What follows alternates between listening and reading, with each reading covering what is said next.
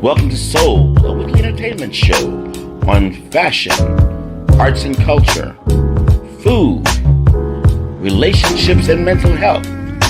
Our weekly co-hosts are Dr. Delvena Thomas, Imani Warren, and Chef Irie. Now introducing our host, Miss Nicky Gelin.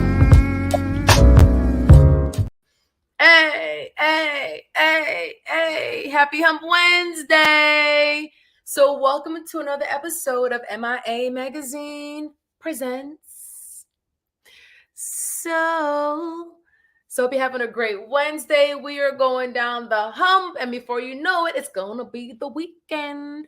So this show is brought to you by our sponsors, the Florida Lottery and Duke and Dame Whiskey, and also the FAMU Medical Marijuana and Research Institute. Get credible information and engage in a safe space to learn and talk about cannabis. Educate, learn, and talk about cannabis right here within Florida. Now, y'all, it is Haitian Heritage Month, and there's so many events going on. I absolutely love Haitian food, and I had the opportunity to be invited to the grand opening of Pate Bar. Now, I had no idea what Pate Bar was. I'm Jamaican. I know patty, but I learned that pate is the Haitian version of patty. Now, let's go ahead and drop the video clip of my experience at the grand opening at Pate Bar. You ever heard of pate Haitian style? Well, that was my first time having a pate at the Pate Bar grand opening. There are 12 different flavors. What really caught my eye was the ackee and sawfish pate. Now, that was ooh. And Chef Rose is known for her jaune pasta. I've had the rice, but not pasta style. Next up, herring fritters. Oh my goodness. Pate Bar located inside the Polo Bar and Grill in Hollandale Beach Boulevard. And again, oh my gosh, I was very intrigued at the fact that they had ackee pate. Like ackee is a Jamaican thing, but they had ackee pate. They're open for lunch. Please support Chef Rose is the genius behind Pate Bar, and she's also the genius behind the jaune black pasta. All right, so they're located in Hollandale Beach Boulevard. Now on to our featured guest tonight.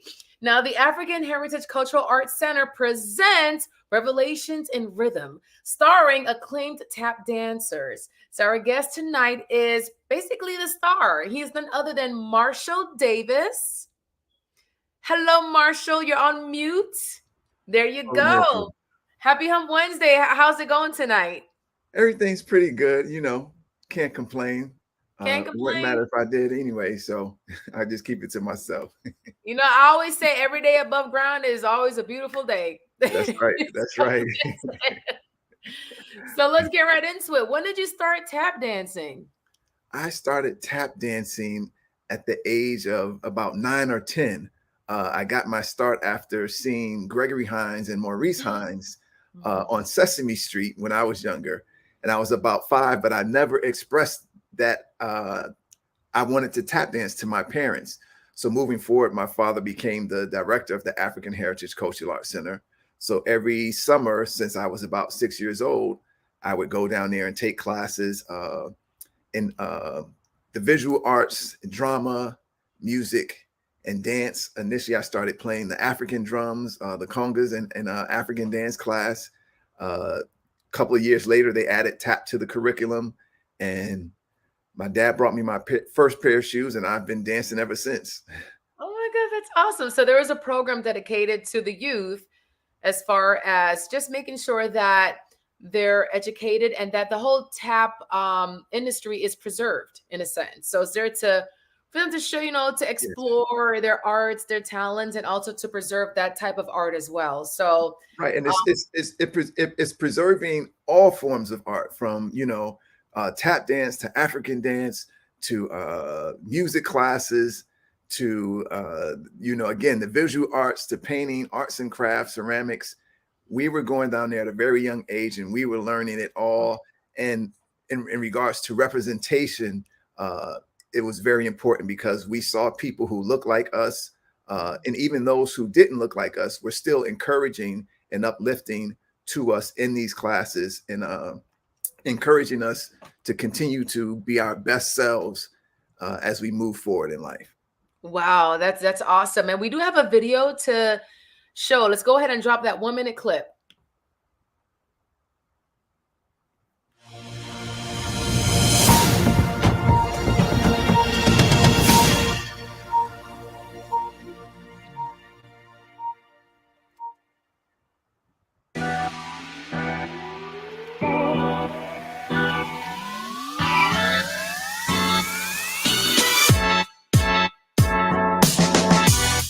The African Heritage Cultural Arts Center continued its exceptional cultural arts services in Miami-Dade County while providing the youth with a safe space for learning and developing their crafts. Upgrades and renovations throughout our facility, including the Wendell A. Narcisse Performing Arts Theater, Melton S. Mustafa Concert Hall, Ahmad Delozi Gallery and Dance Studio, have aided in the continuation of service to our community. Join us as we return and discover the arts. Here are just a few of the events happening at the African Heritage Cultural Arts Center.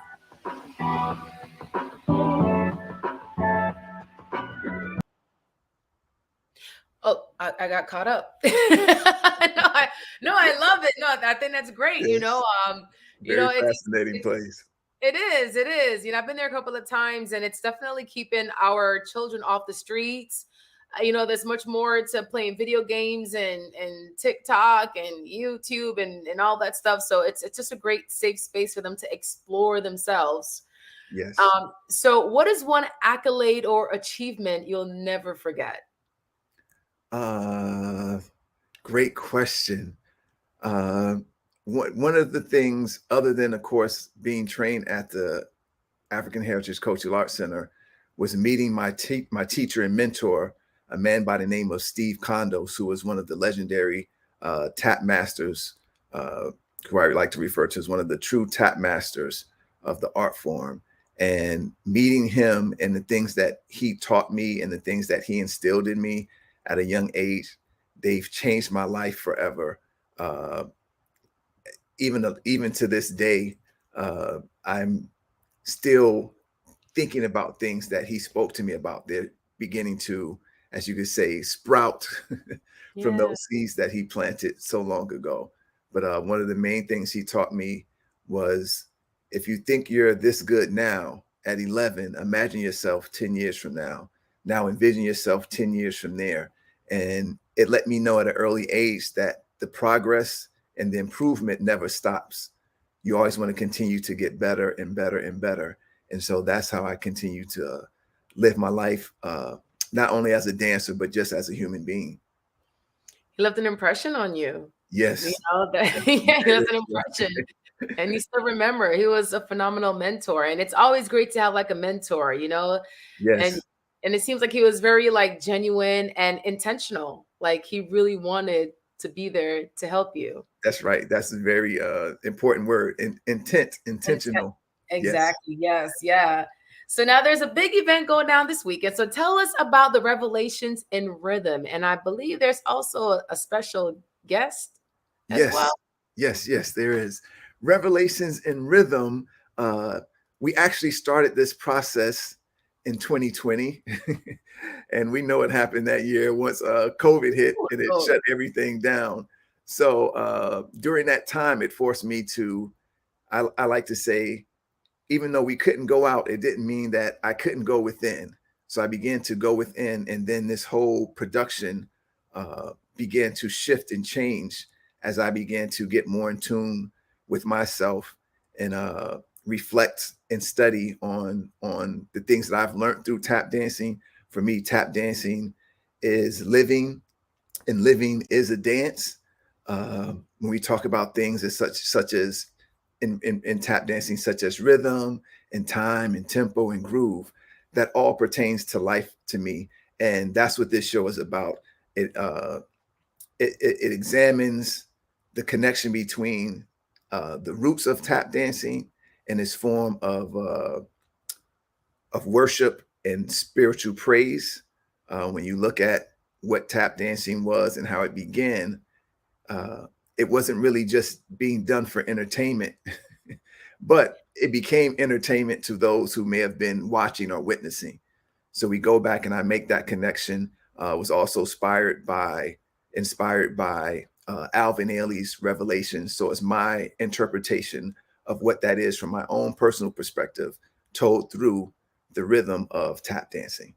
Yeah. And very fortunate to have our special guest, who is also the director of the show, a gentleman you may have heard of, a man by the name of Savion Glover. Who's that? Yeah, well, you recognize his name from movies like Happy Feet, Broadway shows such as Bringing the Noise, Bringing the Funk, Shuffle Along, and also his time on Sesame Street encouraging the youth as well. Yeah. We do have, okay, so we do have a video. I do want to go ahead and drop that video that explains what it is and what to expect. Okay. Let's go ahead and drop it.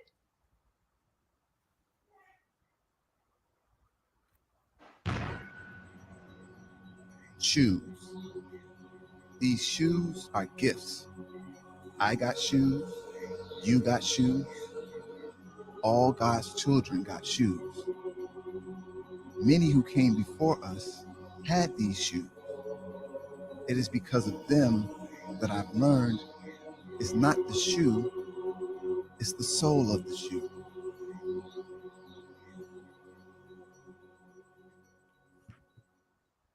Oh wow, it's the sole of the shoe. Like it's literal and it's figurative at the same time. Right. Yeah. Yes. Not everyone catches that. So yeah, the sole of the shoe. Yeah, so when I was a little girl, I did dance class. I did tap as well. And I did like competition and all that stuff. So I understand the rhythm of it. I understand, just the sounds and the technique of it. So, but as I've gotten older, when it comes to like dance, tap is not really spoken of compared to ballet. Ballet tends to be the mainstream type of dance that's spoken of, more so. For me, was Gregory Hines. Gregory Hines was a major staple within the Black community as far as tap dancing. And, may he rest in peace. He passed away in 2003. But whenever I think of tap, I think of Gregory Hines. He was like the legacy, and he brought that, he opened up our minds within our own community that we can tap dance as well. There's a space for us. So what do you think is being done right now to continue that legacy and to continue to preserve this type of dancing? There's a lot being done with Savion and myself. There were a lot of dancers who we were connected to that came before Gregory as well, who didn't get the recognition that Gregory got, are people like Sammy Davis Jr.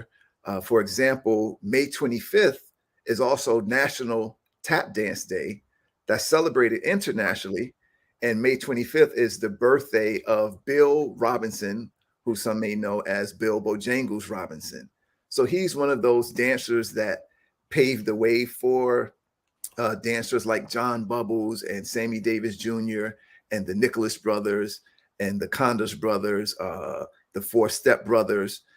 And that eventually led to Gregory Hines, who also paved the way and laid down the foundation and the footsteps for dancers such as Savion Glover and myself. And it's been one of our missions, we're like tap activists. I love that. Continue to say their names as well.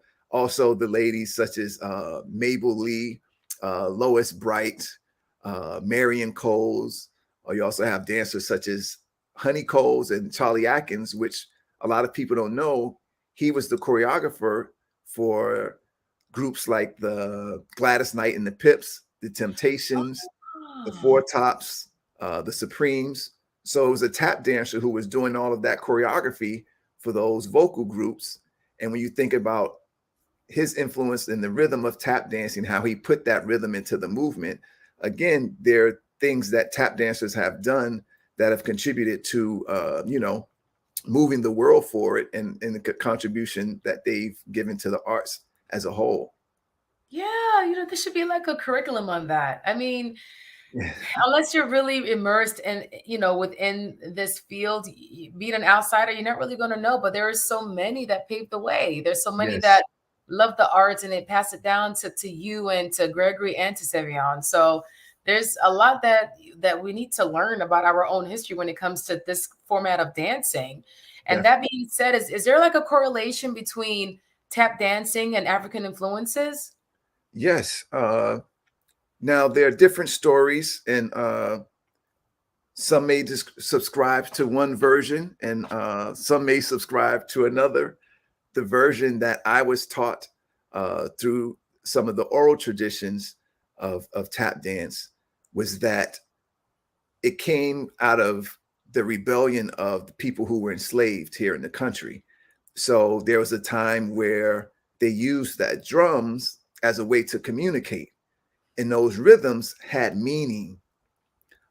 During rebellions, they would beat out certain rhythms, and that's how they would communicate over long distance. And once this was found out, there were laws enacted to deny those who were enslaved the drums. I think it was called the Stono Rebellion, is one of the more popular ones. But they began to then use the body as the percussive instrument.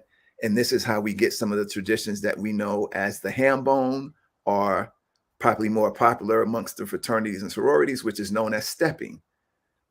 From there, it became where the rhythms became more contained into the feet.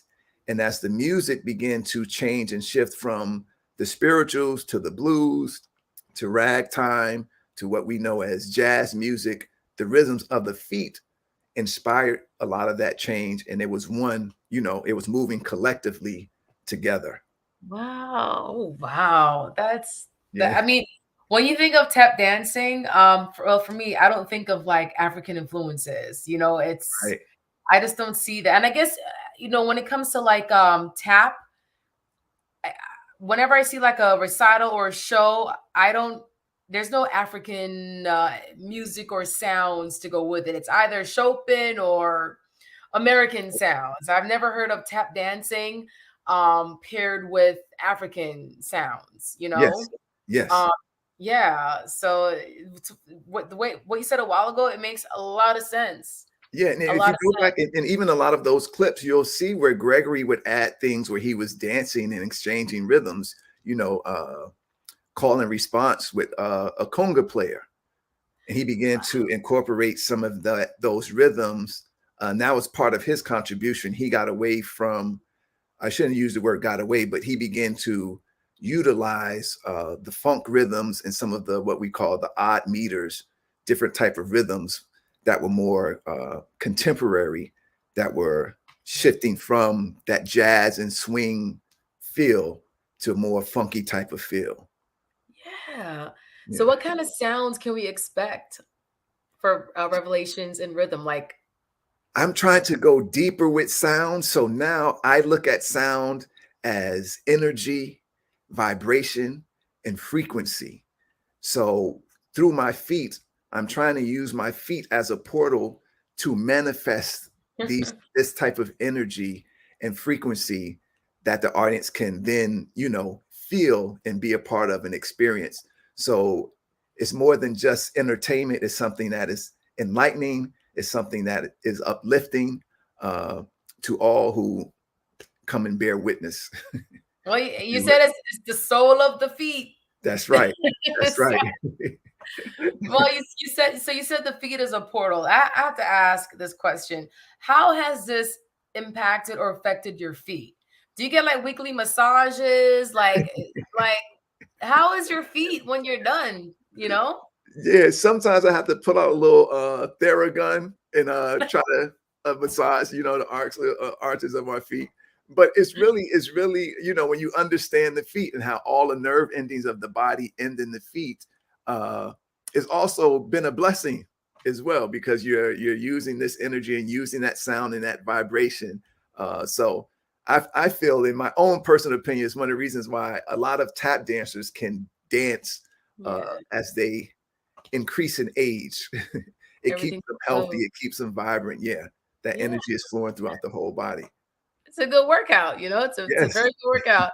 And I would say it's tap dancing for the feet is way healthier than ballet because you know they're on the points. And Right. I've seen them toes with wearing the points. So I think the tap shoes is a little bit more, you know, safe for the toes. All Yeah. right. So how can we find tickets and get more information? Tickets are being sold on eventbrite.com. But for more information, you can go to ahcacmiami.org, or you can call 305-638-6771. All right. And now we're going to go into our MIA soul talk. They're really cute, short questions. That's it. So, Okay. where's your favorite place to visit? Oh, favorite place to visit in Miami? It's been Anywhere. anywhere Globally, in anywhere. the world. Oh, some of my favorite cities that I've been to: Paris. Ooh, I love okay. Paris, and Sydney, Australia was nice as well. Well, you went to Australia. Whew. Yes. It's been a long flight. Okay, but Yeah. it was well worth it. Okay. Yeah. So, what are the top 2 songs on your playlist?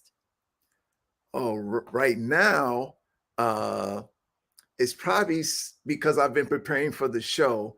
It's probably like Mahalia Jackson, "If I Can Help Somebody," Okay. just for that type of mindset. And I'm trying to think who else is on there. It's definitely Mahalia Jackson, and then it's probably "Total Praise" by Okay. Donnie McClurkin. Okay. That's But a that's good right one. now. It's many different artists, but those are probably the top 2 on rotation right now. Top 2. Okay. Yeah. So, what is your favorite song to tap dance to? Favorite song? Let me think about that one. It's almost like I prefer to compose the music with my feet in real Oh, time, just through improvisation. So I think of myself okay. as a composer as well as a dancer. I always say the music is primary and the dance is just the means to my music. Okay. So, what's your process like? How do you choose what music, if you do choose a music, to go with your tap dancing? It's the groove and how I'm feeling at the time. So it can be anything from classical music to jazz music to salsa or samba, or Okay. it could be something as like Bob Marley. It just varies, and how I tap into that rhythm. Is how I just express it. Yes, it just comes out. It comes out. A whole I'm nother, hearing a it whole nother all the dimension. time. Yes. So, what would you tell your younger self, and how old would you be? Uh, I would tell my younger self at 18, don't wait. What are Mhm. you waiting for? Yeah. That's what I would tell myself. What are you Yeah. waiting for? A lot of times we wait and we want things to be more ideal and more perfect, and we're trying to wait for that exact moment. Or, it's like, no, go and have the experience and find out on the way. Yeah. Yeah. Exactly. Yeah. Just be in the moment and take that risk. Yeah. The We always mistakes tell are part ourselves of it. Yeah, that. the Yeah, it is. mistakes are Yeah. part of it. That's right. As we're older, is when we reflect on those times, and it's like, all right, Yes, yeah. But then those times will then help you decide how to move forward. that's So correct. Yeah, exactly. So what may have been missed back then, you can, because of that, you can do it still now, moving forward in your life. So right. I feel like the time is all connected. I no longer think of it as linear. I think of it yeah, as, a cycle. yeah, So there's yeah, this rotation that's happening. The past is really the beginning. They came first. We think sometimes we're ahead when we're really behind. So it's just understanding that it's all connected. And that has helped me out a great deal. I okay, want to be more connected as opposed to thinking before or after. No, like yeah, you said, before or like you said earlier, staying in the present and just being connected to what that truth is as a whole. And that's what it represents to me now. Wow. Yes, it's full circle. Yes. Well, Marshall, thank you so much. Looking forward to Saturday. Very exciting. And just keep, this is such a beautiful art, tap dancing. And thank you for keeping it alive. And thank you for inspiring the youth as well to explore it and to understand it and to immerse themselves in it. So thank you so much and enjoy. It's been a pleasure. Thank you. Enjoy your Wednesday night. All right, you too. And everyone, that is all I have for you. Don't forget to check out Pate Bar at the Polo Bar and Grill in Hollandale Beach Boulevard. And don't forget to check out Revelations in Rhythm this Saturday. So thank you so much for tuning in, and we'll see you next week. And don't forget, the CW beginning June 11th, 12:30 p.m. MIA. So, okay, have a good night.